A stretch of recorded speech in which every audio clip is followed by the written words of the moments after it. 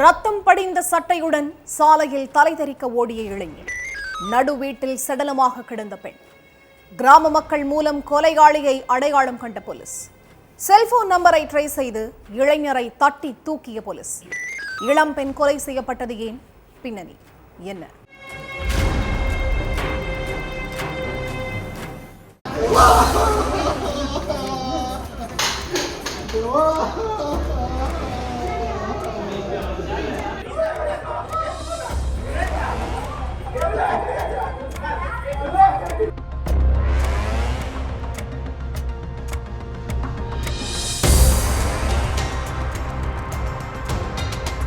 Night நேரம் இருளஞ்சேரி கிராம மக்கள் எல்லாருமே தங்களோட வீட்டு வாசல்ல உட்காந்து பேசிக்கிட்டு இருந்திருக்காங்க. அப்ப திடீர்னு அந்த வழியா இசைமேகங்கிற இளைஞர் ரத்தம் படிஞ்ச சட்டையோட ஓடி இருக்காரு. இத பார்த்த கிராம மக்கள் எதுக்கு இவன் இந்த நேரத்துல இப்படி ஓடுறான்னு நினைச்சு இசைமேகத்தோட வீட்டுக்கு ஓடி போய் பார்த்திருக்காங்க. அப்ப நடு வீட்ல அவரோட அண்ணி சாந்தி கழுத்தறுக்கப்பட்ட நிலையில ரத்த வெள்ளத்துல சடலமா கிடந்திருக்காங்க. இதை பார்த்து அதிர்ச்சி அடைஞ்ச கிராம மக்கள் உடனே போலீஸுக்கு போன் பண்ணி தகவலை சொல்லிட்டாங்க. இதனால சம்பவ இடத்துக்கு வந்த போலீஸ் சடலத்தை மீட்டு போஸ்ட்மார்ட்டத்துக்கு அனுப்பி வச்சாங்க. அடுத்து கிராம மக்கள் கிட்ட கொலையாளி பத்தி கேட்டிருக்காங்க.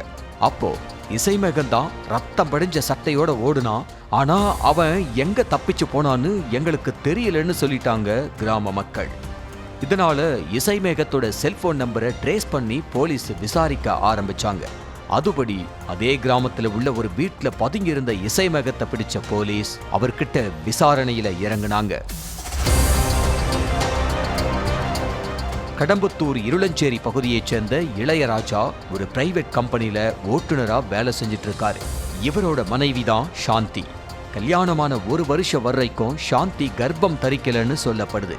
இதனால அவங்க வீட்டுல சாந்திய யாருமே மதிக்கல. சாந்திய சொந்தக்காரங்க எல்லாரும் கரிச்சு கொட்டிக்கிட்டே இருந்திருக்காங்க. அதுக்கப்புறம் இளையராஜாவோட தம்பி இசைமேகத்துக்கு 4 மாசத்துக்கு முன்னாடி திருமணமாக்கி இருக்கு. இதுக்கிடையில இசைமேகத்தோட மனைவி லாவண்யா உடனே கர்ப்பம் தரிச்சிருக்காங்க. இதனால சொந்தக்காரங்க எல்லாரும் இசைமேகத்தோட மனைவிய தலைமேல தூக்கி வச்சு கொண்டாடி இருக்காங்க. அது மட்டும் இல்லாம சாந்தி 1 வருஷமாகியும் கருத்தரிக்காம இருந்தா, ஆனா இவ கல்யாணமாகி கொஞ்ச நாட்கள்லயே கருத்தரிச்சிட்டான்னு சொல்லி இசைமேகத்தோட மனைவி மேல பாசம் காட்ட ஆரம்பிச்சிட்டாங்க. இதனால சாந்திக்கு அந்த வீட்டுல சுத்தமா மரியாதையே இல்ல.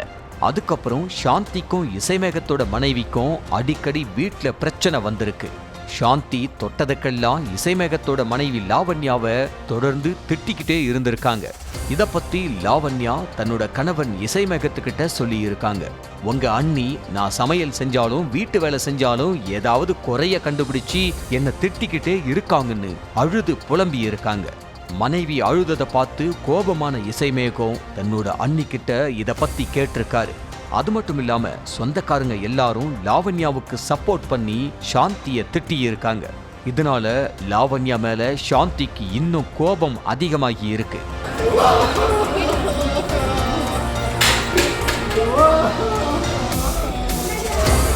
சம்பவத்தன்னைக்கு சாந்தி மறுபடியும் லாவண்யாவை ஜாடமாடியா திட்டி இருக்காங்க. இதை கேட்டு கோபமான இசைமேகம் கிச்சன்ல இருந்த கத்தியை எடுத்துக்கிட்டு வந்து சாந்திய கழுத்து, முகம், கைன்னு எல்லா இடங்கள்லயும் சரமாரியா கொத்தி கிழிச்சிருக்காரு.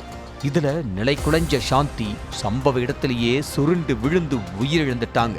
விசாரணையோட முடிவுல எல்லா உண்மையையும் தெரிஞ்சுக்கிட்ட போலீஸ் இசைமேகத்தை கைது பண்ணி சிறையில அடைச்சிட்டாங்க.